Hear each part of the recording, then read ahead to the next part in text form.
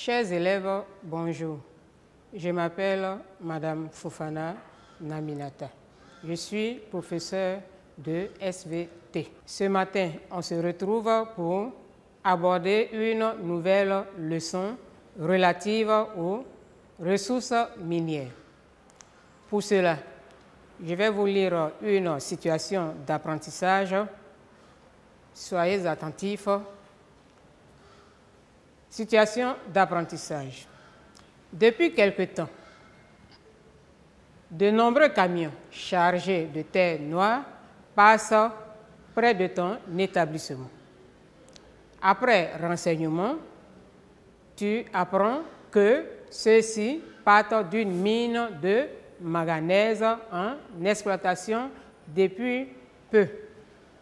Par la même occasion, tu apprends que les habitants du village abritant cette mine ont commencé à se plaindre du bruit assourdissant généré par l'exploitation de la dite mine.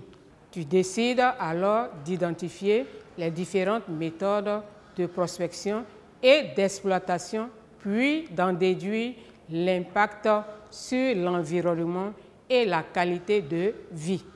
Après la lecture de cette situation d'apprentissage, donnez le constat qui se dégage de cette situation.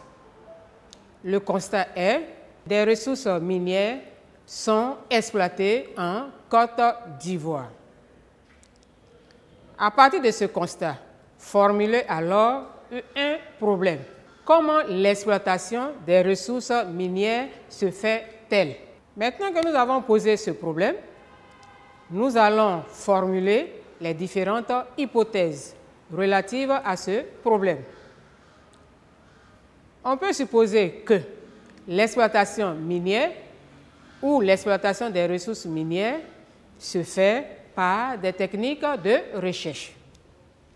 Deuxième hypothèse, on peut supposer également que l'exploitation des ressources minières se fait par des techniques d'extraction.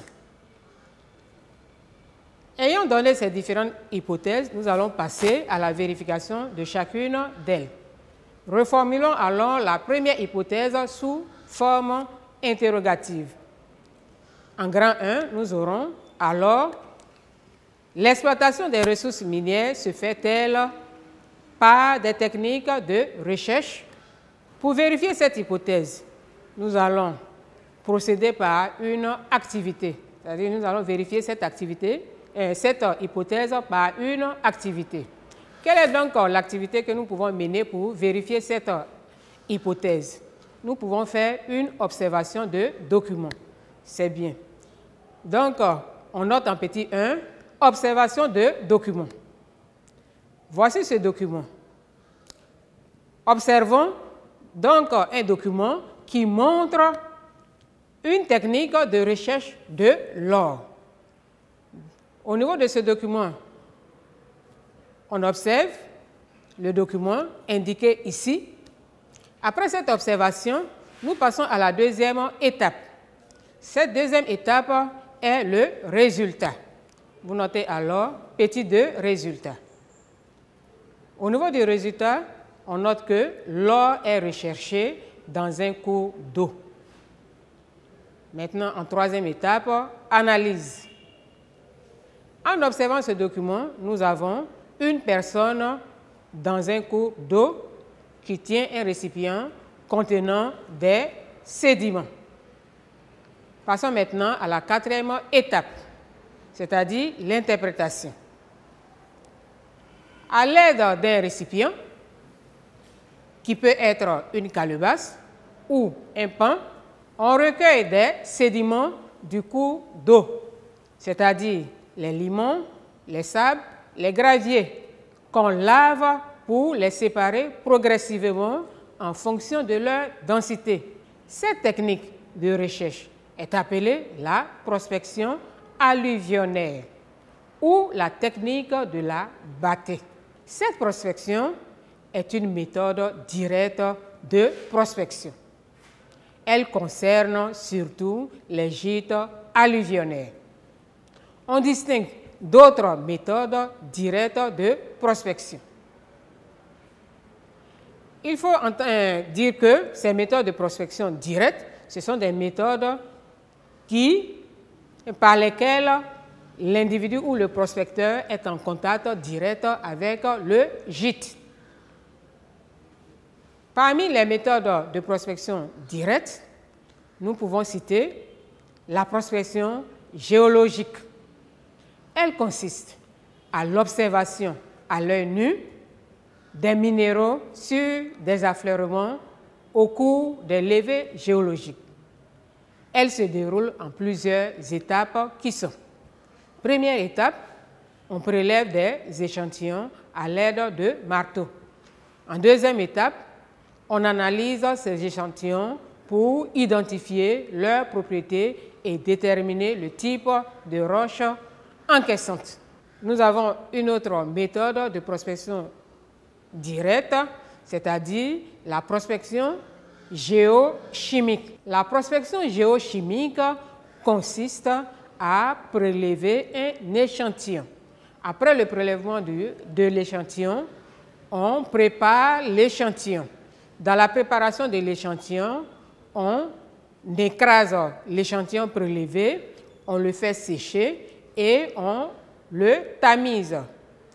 Ensuite, on passe à la troisième étape qui est l'analyse du sous-tamis. Le sous-tamis est alors analysé à l'aide de réactifs appropriés.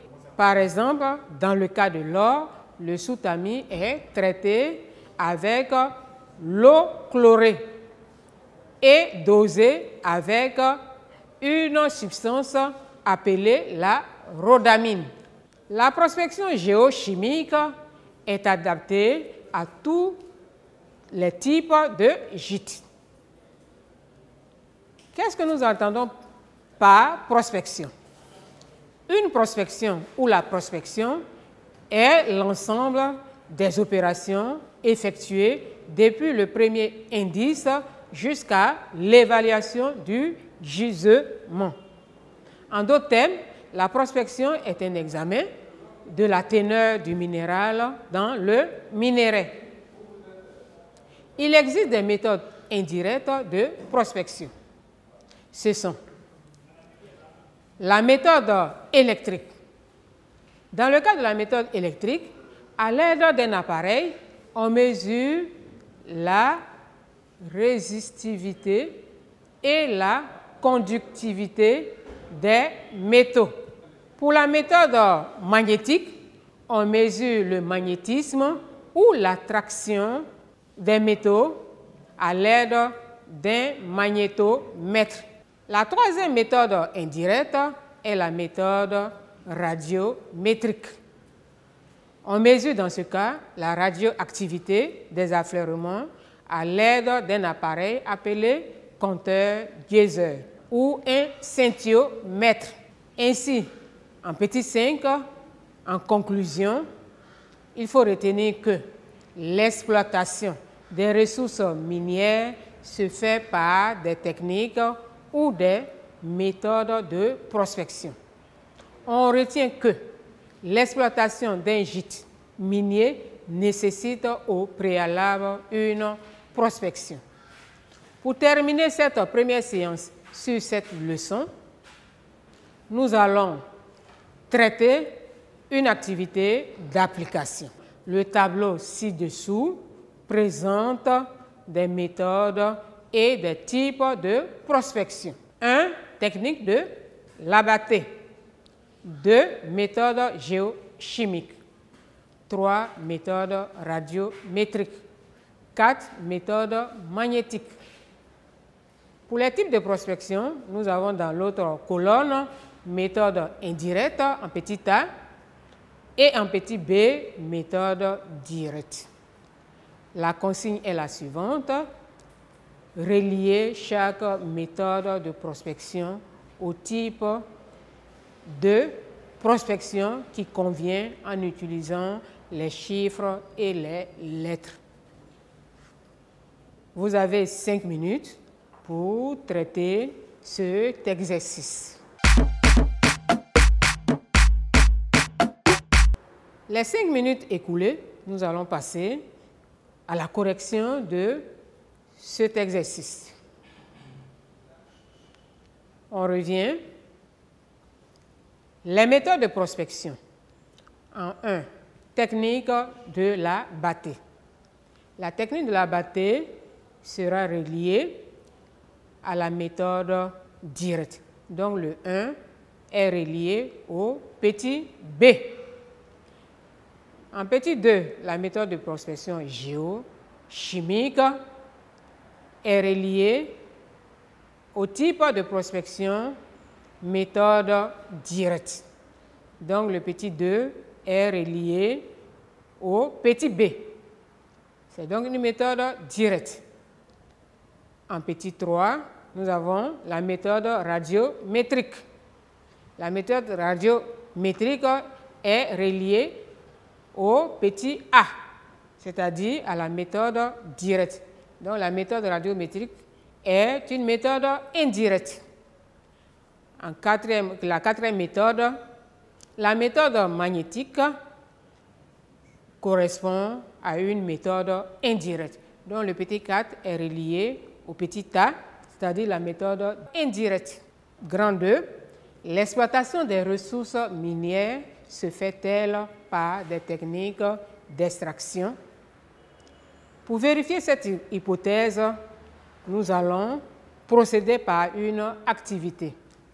Quelle est donc cette activité que nous pouvons mener pour vérifier cette deuxième hypothèse? Nous pouvons faire une observation d'image. Donc, vous notez en petit 1, observation. Observons donc des documents montrant des techniques. Observez bien, on observe des documents montrant des techniques d'extraction. Passons maintenant à la deuxième partie, c'est-à-dire le petit 2, résultat. Au niveau du résultat, on observe 2 techniques d'extraction. Donc, au niveau du résultat, vous notez que on observe 2 techniques d'extraction.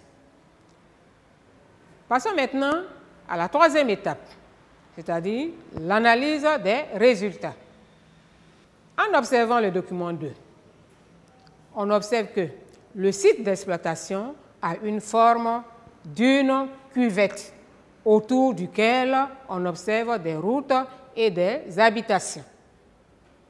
Pour le document 3, on observe un engin sortant d'un tunnel. OK. Passons maintenant à l'interprétation. On note alors en petit 4, interprétation. Concernant le premier document, on constate que l'exploitation en forme de cuvette consiste à mettre à nu la zone minéralisée. Je reprends que l'exploitation en forme de cuvette consiste à mettre à nu la zone minéralisée. Pour cela, on enlève toute la couche de terre qui la recouvre, appelée mort-terrain, pour extraire le minerai. Cette exploitation est appelée exploitation à ciel ouvert. Elle concerne les gîtes affleurants en surface ou à faible profondeur, c'est-à-dire les gîtes dont la profondeur ne dépasse pas les 100 mètres. Pour le deuxième document, observez l'exploitation à partir de tunnels. Cette exploitation consiste à creuser des voies d'accès appelées galeries de la surface jusqu'à la zone minéralisée pour extraire le minerai. Cette technique est l'exploitation souterraine. Je reprends que le nom de cette technique, c'est la technique d'exploitation souterraine. Elle concerne les gîtes qui sont à une grande profondeur. Ces méthodes d'extraction décrites ne sont pas sans conséquences. Ainsi, les inconvénients liés à l'exploitation minière sont la dégradation du couvert végétal ou la déforestation. Nous avons la dégradation des sols. Ensuite, nous avons la pollution du sol, la pollution de l'air, la pollution de l'eau avec l'utilisation des produits chimiques. Nous avons également les maladies respiratoires. Nous constatons aussi des morts d'hommes, l'augmentation de l'effet de serre. Cependant, il existe des avantages liés à l'exploitation des ressources minières. On peut citer l'entrée de devises. On peut également citer le développement des infrastructures, construction des écoles, construction des hôpitaux, construction des routes. Il y a également la création des emplois. Nous arrivons maintenant à la dernière étape, c'est-à-dire la conclusion de cette deuxième partie. On retient que les gîtes miniers sont extraits par deux techniques d'exploitation, qui sont l'exploitation à ciel ouvert et l'exploitation souterraine, selon la profondeur du gîte. Conclusion générale. L'exploitation des ressources minières nécessite d'abord une prospection bien menée et des techniques d'exploitation appropriées à chaque type de gisement. Elle contribue à améliorer la qualité de vie des populations. Cependant, elle dégrade fortement l'environnement. Je vous remercie. On se retrouve prochainement pour une nouvelle leçon.